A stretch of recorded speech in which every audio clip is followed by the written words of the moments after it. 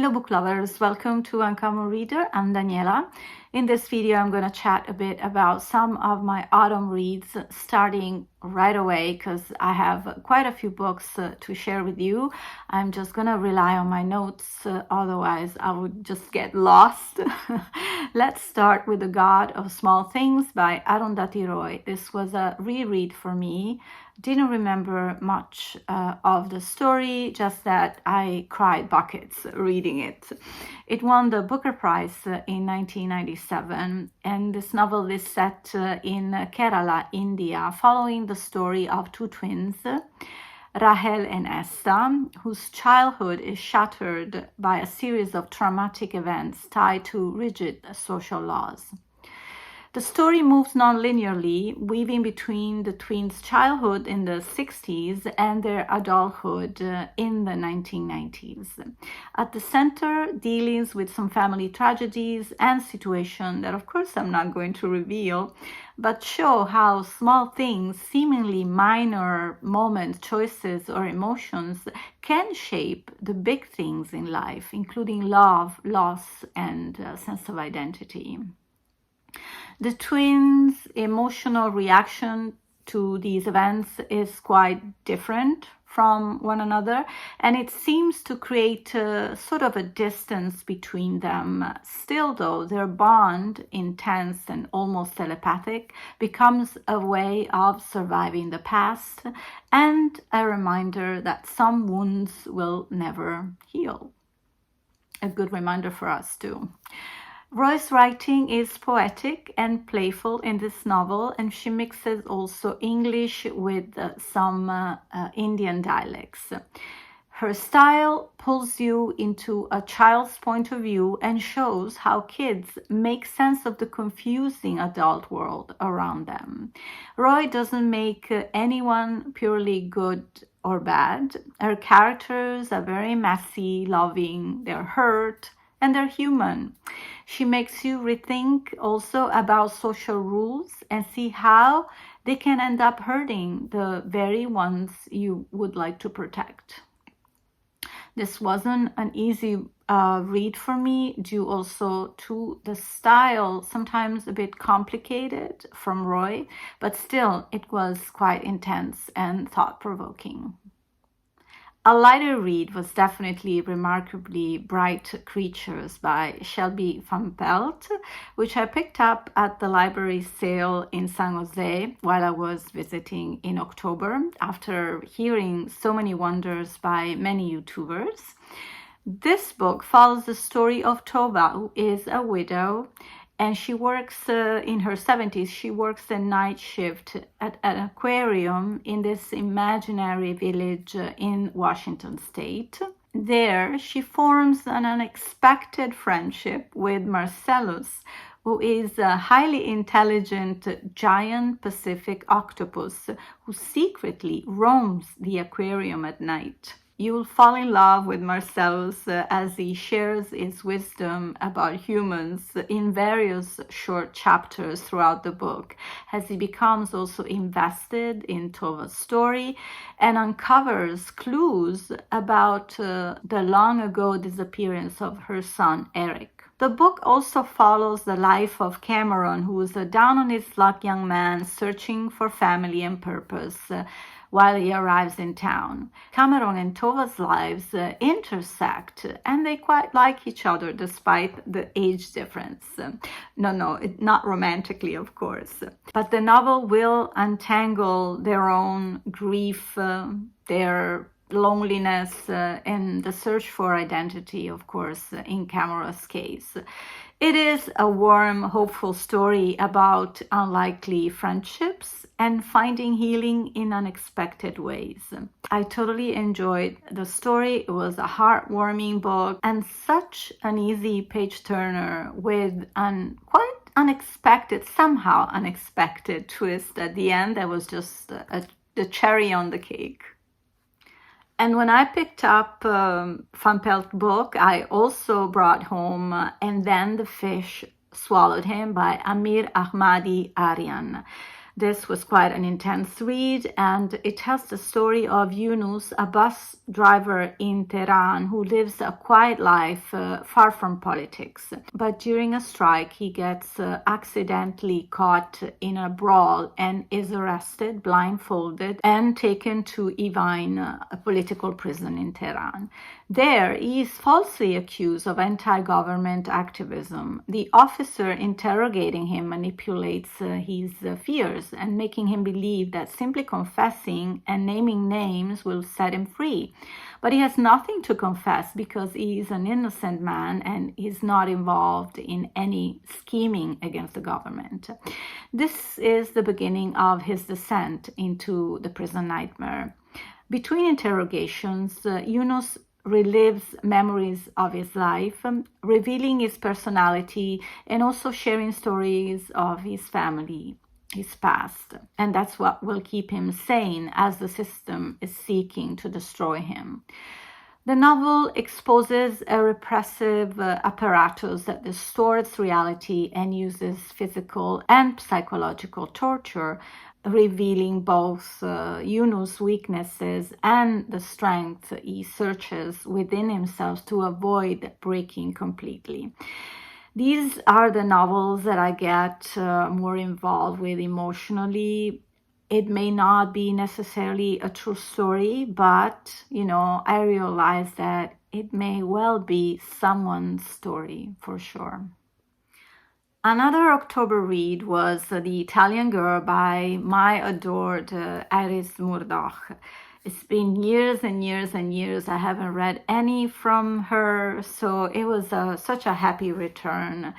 The protagonist of this novel is Edmond, who's a man who tried to always distance himself from his family as the dynamics weren't quite his cup of tea.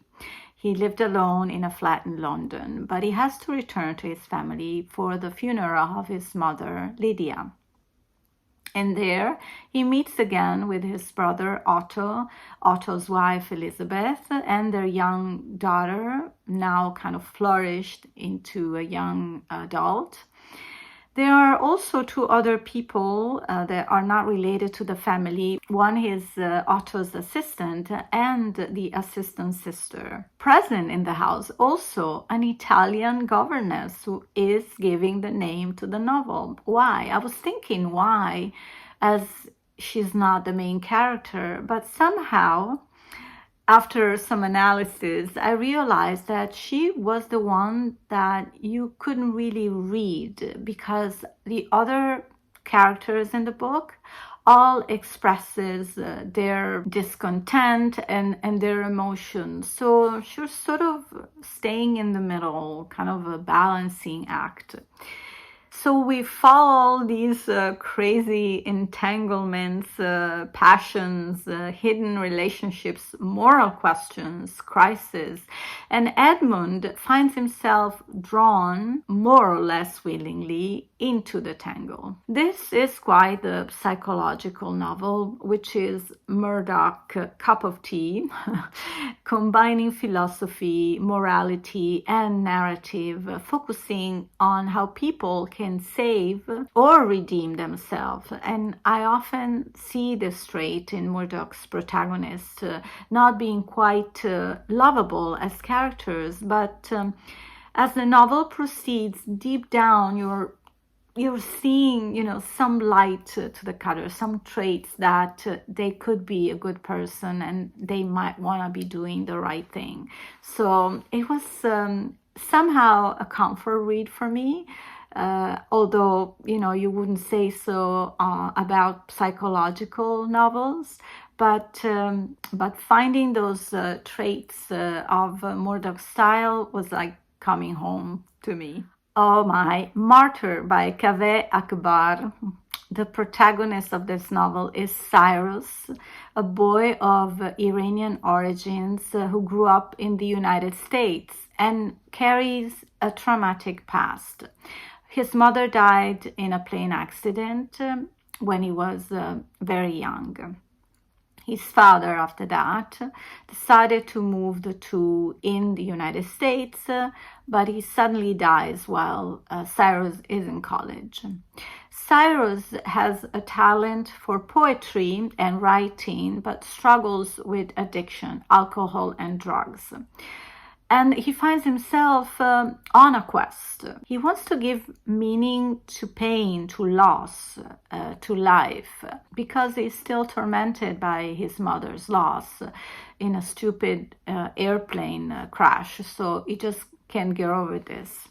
So this is an interesting concept. You know, when you read the title Martyr, it's not what you think. It may be related to terrorists, right? So for Cyrus, the concept of martyrdom isn't so much suffering for faith or glory, but rather giving meaning to life, even through sacrifice.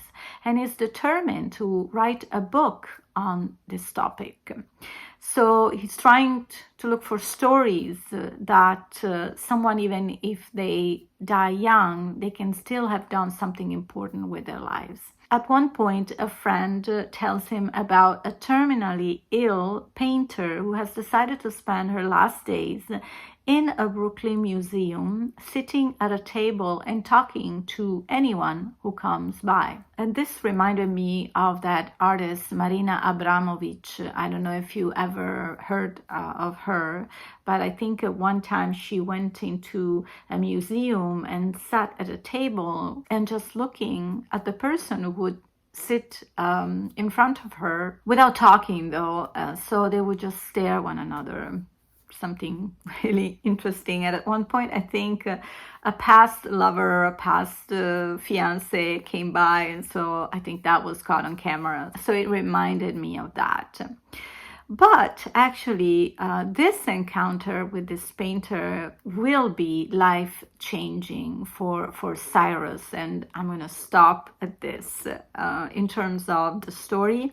But this book for me came with a lot of hype, but I have to tell you, I had some struggles at the beginning of the book, especially with chapters dedicated to Cyrus, as the language was very contorted. I guess it was the mess that Cyrus had in his mind. I really enjoyed chapters dedicated to the story of his parents, especially his mom. And so I enjoyed those chapters, but I tell you, when he meets with this painter, the book takes an unexpected turn, which really made my attention spike, and I thoroughly enjoyed the rest of the book. Oh my, here my disappointment of October, and this was the only retelling of Greek mythology that I did this year. By Jennifer Saint, I read Hera. So Hera is the daughter of the Titans Cronus and Rhea, sister ally of Zeus during the war against the Titans. So after the victory and the division of the world by the Olympians, Hera finds herself empty-handed. Despite having fought, she does not obtain the position of power she hoped for, sitting alongside Zeus. When Zeus proposes marriage to her, she was happy, so she thought, okay, now I'm going to be the ruler alongside Zeus. But then she realizes that her brother plans is actually to marginalize her, appointing her as the god of marriage, a role that will become quite humiliating for her, as, you know, Zeus is sleeping around and making a lot of kids. So she's determined to reclaim her right to rule and embarks on a quest for revenge, looking for new allies, hoping for a new world to get rid of Zeus. And as we follow Hera, we'll also encounter many well-known figures in mythology who will share briefly their story. At this point, I feel like the book was way too crowded with characters and quite dispersive. I am also not sure if Jennifer Saint was able to give a new life, a new voice to Hera. What I felt throughout the book was the frustration of Hera, which kind of kept her stereotype figure of Zeus' jealous wife. So not a successful read for me. Okay, I think I'm gonna pause here. I had two more books to share with you, but I'm going to include them in a second part of my autumn reads. We have still 1 month to go before winter. I hope you're keeping warm. I'm just gonna go and make myself a cup of tea now. It's getting really chilly here in Italy. I also hope you enjoyed this video, and I look forward to chat with you in the comments. Thanks also for supporting my channel. I'll see you soon here on Uncommon Reader. In the meantime, happy reading, everyone. Ciao.